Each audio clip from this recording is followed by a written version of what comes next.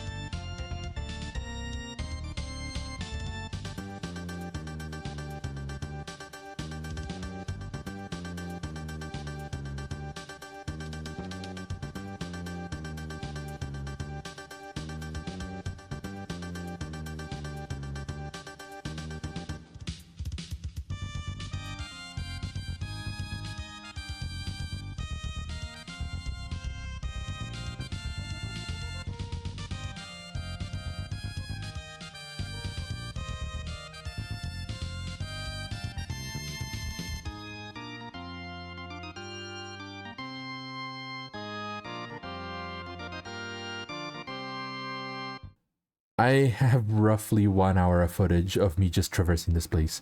We are halfway till the next boss. Buckle up. In any case, we take the elevator to the 36th floor, and we make our way forward, past some scarier enemies. Once we are about to cross to the other building, however, something powerful awakens, destroying the bridge, separating us from the mysterious girl, and cutting us off from accessing the roof. I need to find a way there. I look around the place and I find a stranded bird-like Digimon. After talking to it, I convince them to fly me to the other side. Once we're there, they don't look super confident, but we forge on nonetheless. We have no choice but to forge ahead. We take flight. Not too long after, however, the bird Digimon feels too heavy and we have to make an emergency landing. The bird apologizes profusely, but his crash landing was a blessing in disguise. We may have gone one floor below our destination, but we are in the second tower now. We find ourselves in the aftermath of a big battle, with Digimon corpses everywhere. The war may have already started. After making our way through some more random encounters, we use our environment to our advantage. By destroying some rubble, we can climb up one floor and make our way to the roof. Before we step further ahead, I'll summarize a few things that the operator said that were peppered through the entire journey. That thing that destroyed the building, it was man-made. This is not a Digimon, whatever it is. We are the only ones who can figure out a way to stop this war, and since the government is too powerless to do so, which means we need a force outside of government to stop this chaos. We need Adamus.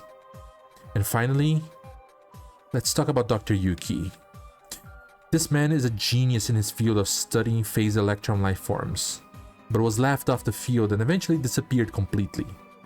His research was continued by true believers who discovered many things about Digimon, such as evolution.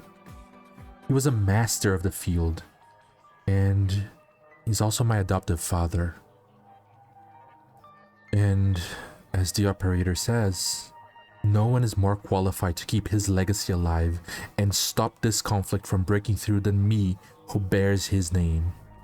And so, with the operator's trust in us, and the weight of Dr. Yuki's legacy on my shoulders, we march onwards towards the roof.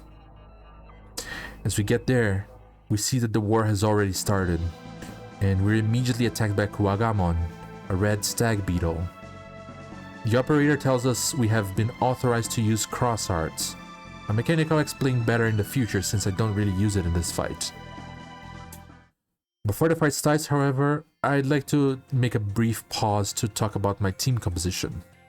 As usual, I start with Yakuzen Kusuri, since she's tanky enough to survive anything they throw at us. As for my other two, I have Zetsuboda Meru, for her personality skill first in line, which lets her pivot easily into someone else, just like the last fight. And finally, Futate Eru, who is relatively tanky and can also pivot to someone else if needed, since she's faster than the boss. Back to the fight, Zetsuboda Meru pivots into Haraga Kurumi, opening up a perfect chance for an overheal. Futate Eru then uses her turn to use her rarely used debuff move, Extreme Light Shock, which lowers the enemy's accuracy for 3 turns. And then it's the boss's turn. Or turns, as it were, since they get to attack 3 times in one turn. This will become a recurring mechanic going forward, as bosses will always either attack multiple times or have lackeys next to them with their own turns. As it turns out, the Extreme Light Shock did not pay off much since the boss attacked 3 times and hit all 3. And since he moved all 3 turns of his debuff, the debuff wore off by the next turn.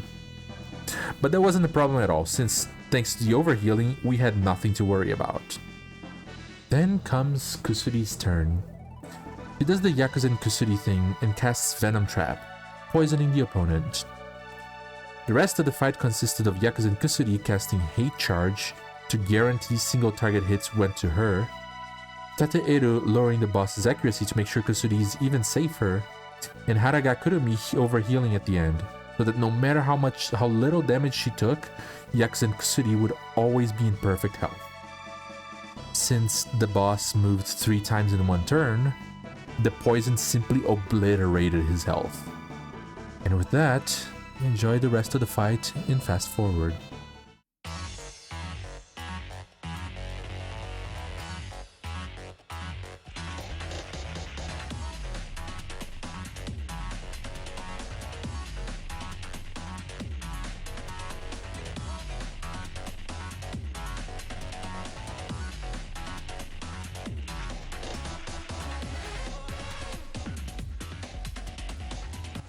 As we defeat the Kuwagamon, we hear a scream behind us. The girl we must protect is being pursued by a dark shadow creature. The monster teleports around and throws us in our backs. But just as it was about to reach the girl, that man-made mech shows up. And then this happens.